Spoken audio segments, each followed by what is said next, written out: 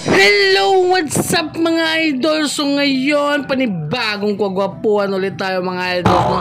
So ngayon, samahan nyo ako, mag-home service tayo dito sa May Tayud. So malapit na yan sa Konsolasyon. Sa Konsolasyon o sa Liluan. Basta nandiyan mga idol. So yun, dumating na tayo dyan at nag-ano na kami. Siyempre nagkita na kami ni Boss Idol at Edgar. So shout out ni Boss Edgar.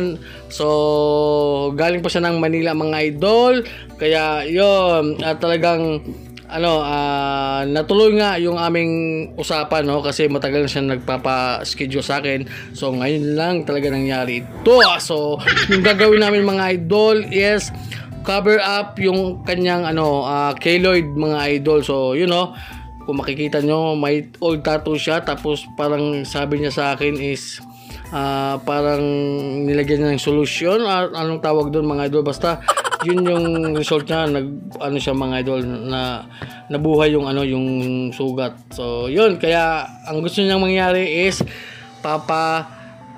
kabiran. So syempre yung design mga idol is request ni Boss Idol Edgar. So yun, tapusin nyo mga idol ha. So syempre shoutout pa rin sa ating sponsor Big Wap Scotch Jazz at sa Brown Seas. At yun, magsha-shoutout na naman tayo mga idol. So syempre unahin na natin si Cham Cham. Pa-shoutout dol, Cham Cham Inc. Cham Cham Inc. Shoutout idol. At ni Pablo, pa-shoutout idol, new tattoo artist. Patuloy mo lang pag-tattoo idol. So shoutout sa'yo Pablo. At ni AG Kenny Doclayan, okay na 7RL boss. Bakit na sige, akala ko sige. Shoutout sa iyo AJ Kenny Doclayan. Akala ko na po shoutout, hindi pala. So yon, pati ni Melbert Delo. Shoutout boss. So shoutout Melbert Delo. So yon, balik tayo sa ating tatuan. So yun lang yung ating shoutout.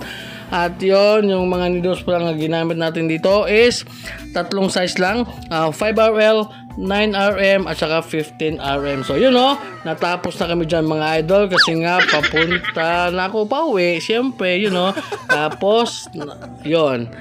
So total of mga idol, total of 5 hours mga idol. So ito na yung kanyang final result. So ito yung aming nagawa. So sana magustuhan nyo mga idol, kasi yung ating client is talagang nagustuhan niya mga idol. So very satisfied sa ating client, at papadagdagan pa niya sa likod para maging na mga idol, maging half sleeve na siya mga idol, no? So kung papansinin niyo mga idol, parang walang nangyari, parang nawala talaga yung niya mga idol, no? Yung keloid, no? Napaka-astig mga idol. So yun, at maraming salamat sa ating client na si Boss Idol Edgar. Salamat sa tiwala. At yun, kung umabot kayo hanggang dito, so don't forget to like, comment, and share. At yun lang.